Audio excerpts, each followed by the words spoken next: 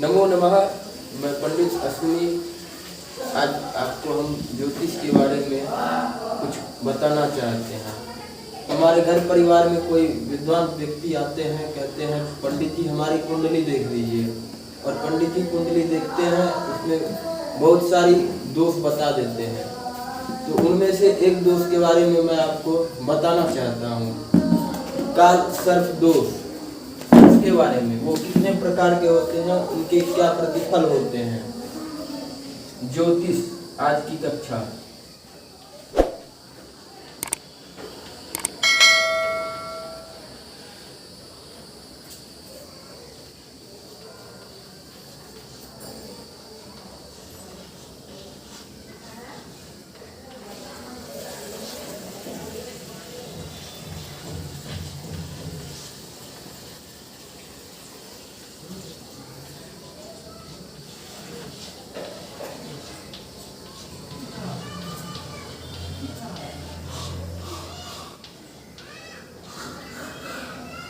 मेरा प्रश्न था, काल सर्प योग कितने प्रकार के होते हैं।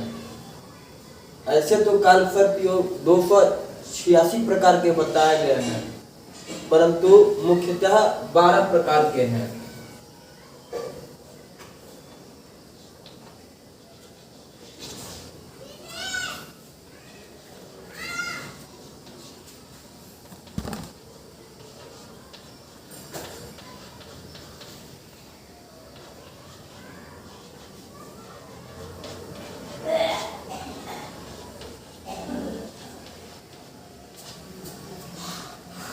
अब हम जानेंगे कुंडली में यह 12 प्रकार के काल सर्प दोष कैसे होते हैं, इसकी क्या व्यवस्था होती है, किस प्रक्रिया से हम जानेंगे कि कौन सा काल सर्प दोष इस कुंडली में है।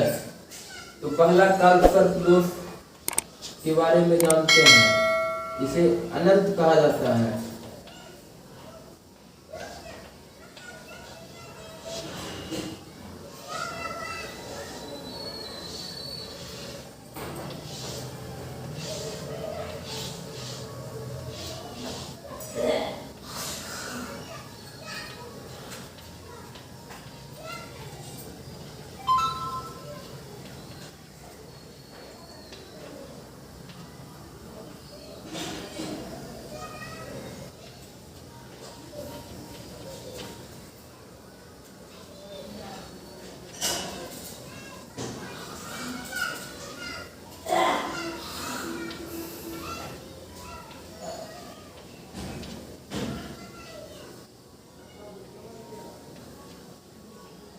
ये काल सर्प दोष है पहला, जो अनंत है। राहु ऊपर की ऊपर लग्न में बैठा रहेगा, केतु सप्तम भाव में बैठा रहेगा।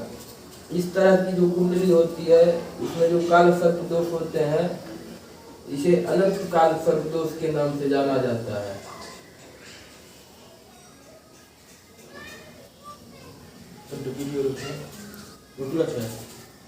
पहला अनंत, दूसरा कुलिक,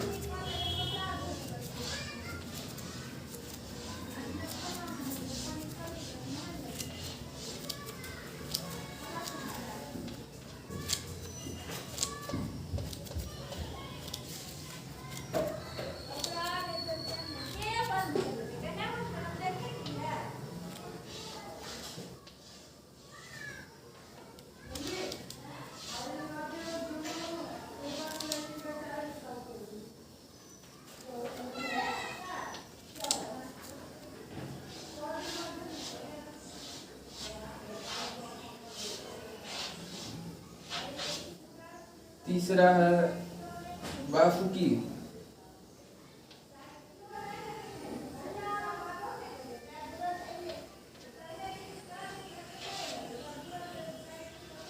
चौथा है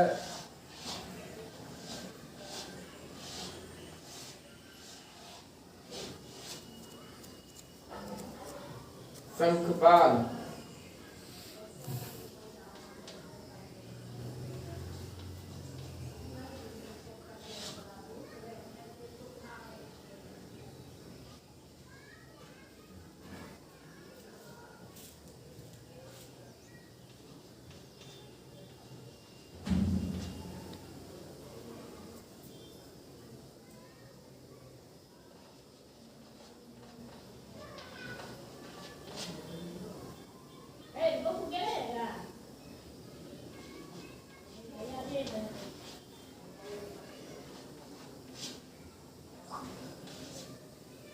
पांचवा है पद्म, पद्म।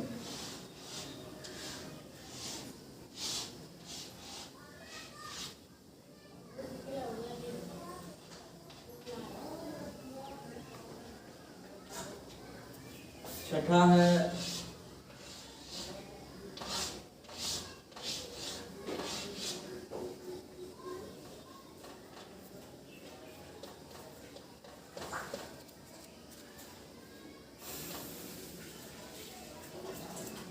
महापद्म। सातवां है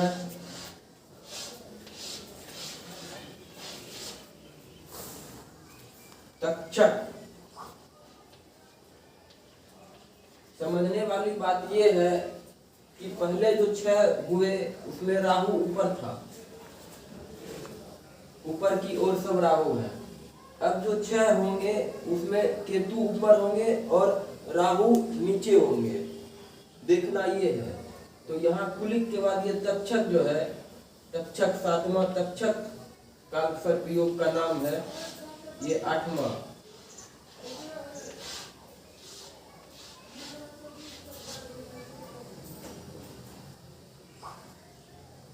कर्कोटक, यहाँ से सिर्फ अब केतु ऊपर हो जाएगा और राहु नीचे हो जाएगा। 9वां शंखचूड़,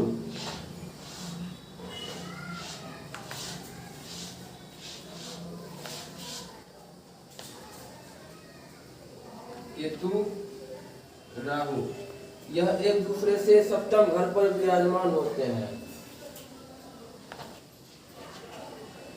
10वां है पातक,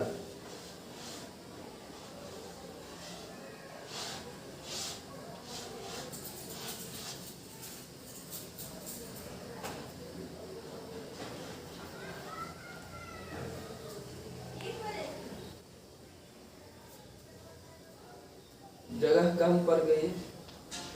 11वां है, एक आपको उदाहरण के तौर पर सिर्फ ये समझाने के लिए वीडियो बना रहा हूं, विषधर।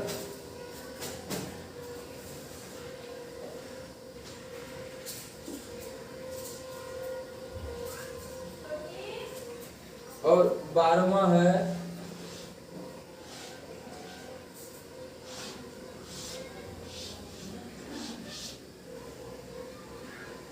शेषनाग।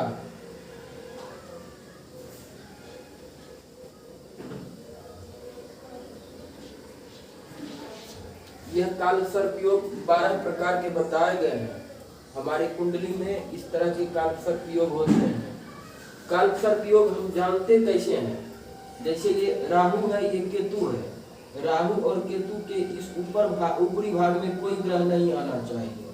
जैसे यहाँ पे मंगल हो गया, चंद्रमा हो गया, गुरु हो गया, बुध, शनि, सूर्य, ये सारे ग्रह इसके नीचे होने चाहिए, ऊपर एक भी ग्रह नहीं आना चाहिए। इसी प्रकार जैसे यहाँ पे केतु है, केतु के बाद ये राहु है, तो राहु केतु के ऊपरी भाग में ही सब ग्रह आ जाए। मंगल है, चंद्रमा है,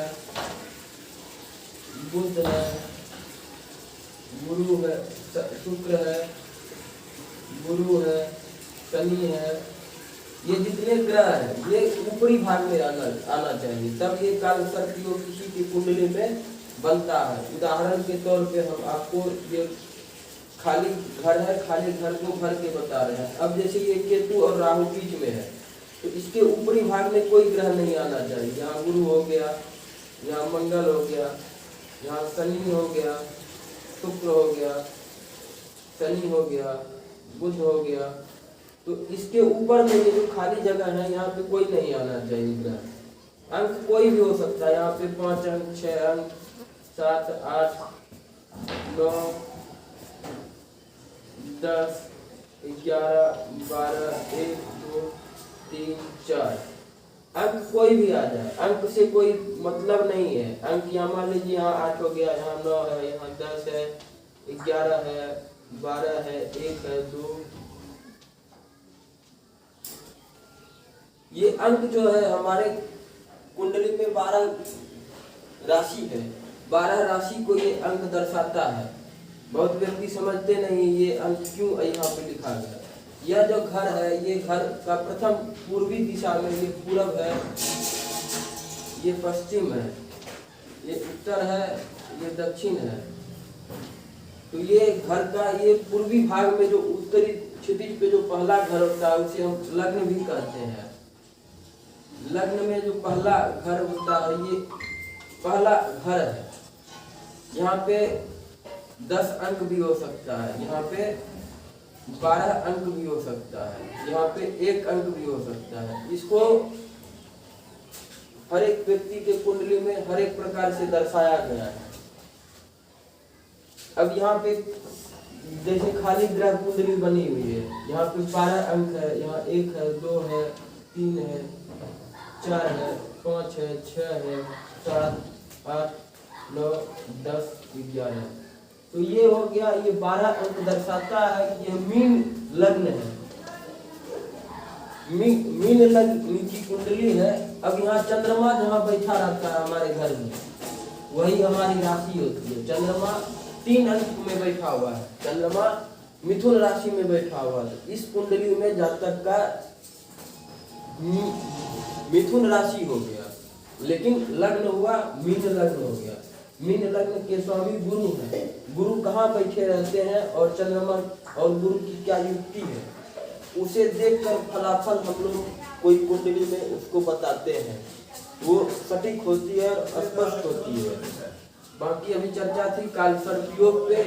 कालसर्प योग इसी तरह हम कुंडली में देखते हैं और उसकी गणना करते हैं। इसकी शांति के लिए किसी भी नदी, तालाब या गंगा के तट के समीप कोई शिव मंदिर हो, वहाँ पे चांदी की नाग नागिन बनाकर उसकी पूजा की जाती है विधिवत, और उसका रुद्राभिषेक किया जाता है। फिर उस नाग नागिन दाम्पत्य दोनों को गंगा में बहते पानी में प्रवाहित करके उसकी शांति की जाती है। अन्यथा कालसर्प योग यंत्र आता है, उस यंत्र चांदी में, तांबे में बनी होती है, उसकी पूजा की जाती है। और उस यंत्र को आप चाहें तो अपने घर में भी स्थापित करके उसकी पूजा कर सकते हैं नित्य प्रतिदिन। जय जय श्री राम, जय गुरुदेव।